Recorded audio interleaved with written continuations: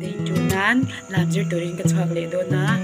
thì tôi đã hiện dar qua trip đó dar yat lệ mini somli pakwa dia rin lâu đeo tôi tin lâu cái lệ đó na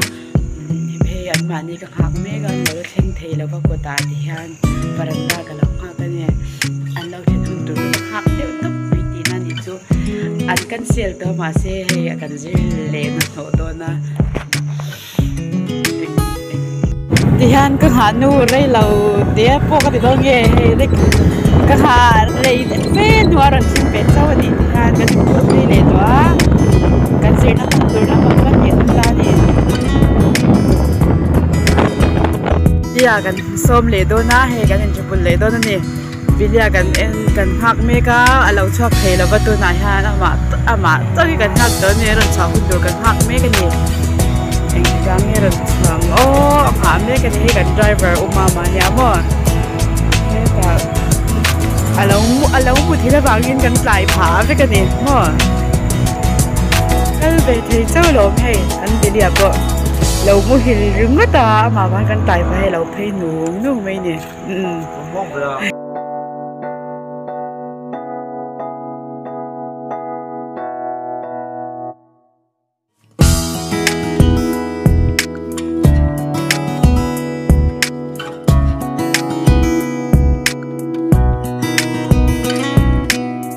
cái này chúng mày nhưng mà để rồi mình bột sạch để nó hết cả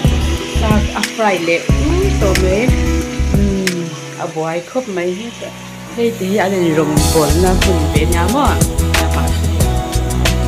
boy cái khớp mấy nhỉ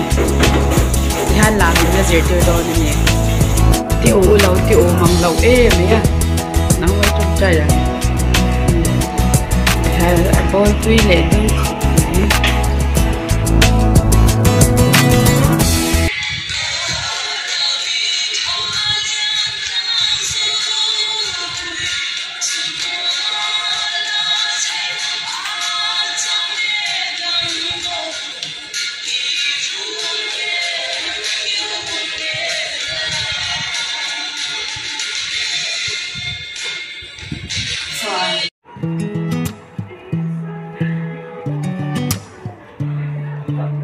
nano mama thì lại cái này lại đó nè hết ta ama bui hết ta ơi ha so mà cho hết ta bị à guys cái này đó nè ta vậy đi đây chú nania second food đó na cái hole mấy cái xám mấy